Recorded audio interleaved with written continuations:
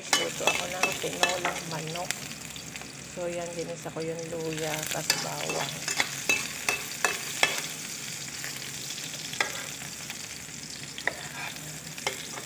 Hindi ko na pinino yung bawang guys.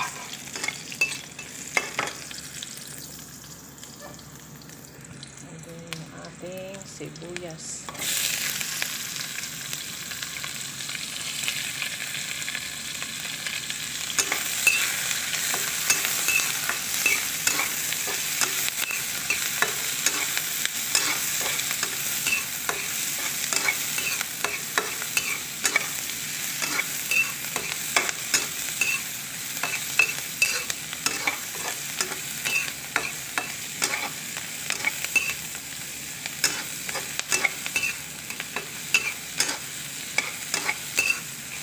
So, ito yung aking manok guys. Ayan, puro pakpak. Pinakulo ko yan ng isang kulo and then hinugasan ko bago ko igisa. So, labas na yung dumi niyan guys.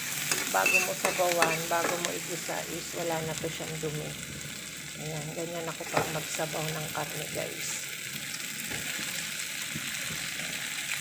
Pinapakulo ko ng unang kulo para malinis yung sabaw.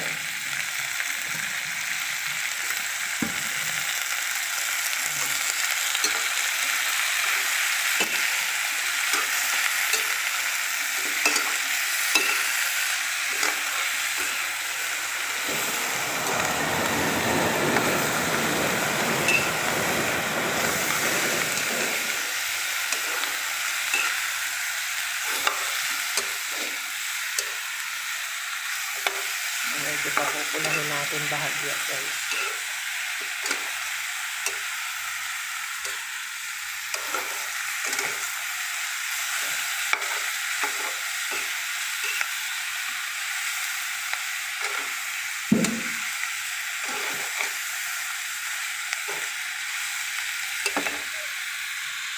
So, papupulahin natin bahagya yan guys. So ayan guys, tinimplahan ko siya ng asin, paminta, at isang cube, tapos konting patis. So isasangkot siya natin ganyan bago natin sabawan.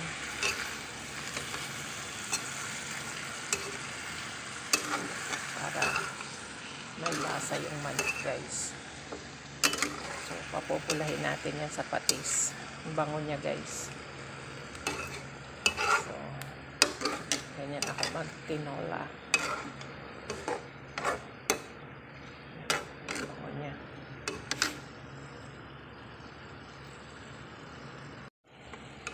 So ayan na guys, ayan, mapula na yung ating manok and kumapit na yung lasa niyan. So ilagay ko na yung ating sayote. So ayan guys, ginigis ako din yung sayote guys para kapit yung lasa niya bago ko siya sabawan. Tsaka para madaling lumambot. So ililipat ko to sa kaserola pagsasabawan ko na. Kasi ayan, ginisa ko lang muna dito, pinapula ko yung manok.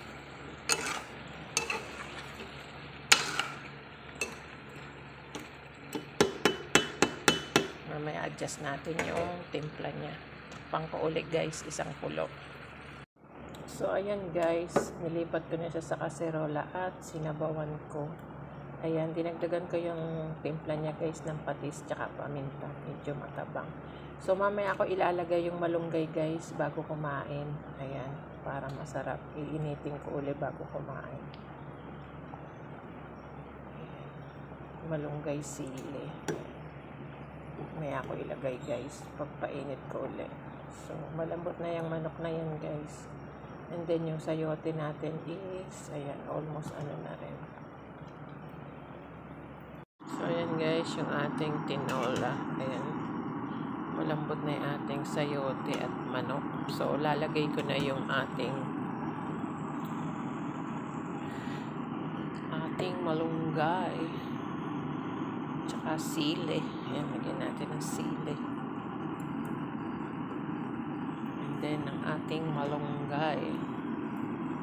Ayan. Kakain na ako guys, kaya lagyan ko na siya ng malunggay.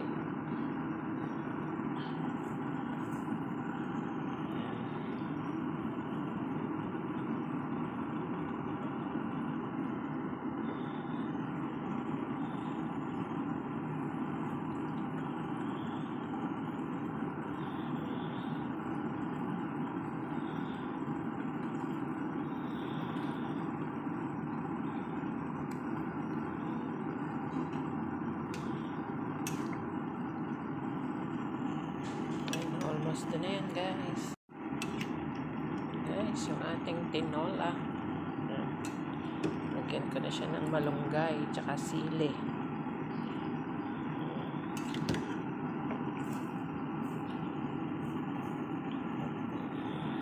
Lagyan natin.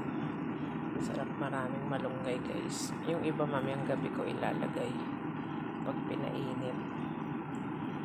So,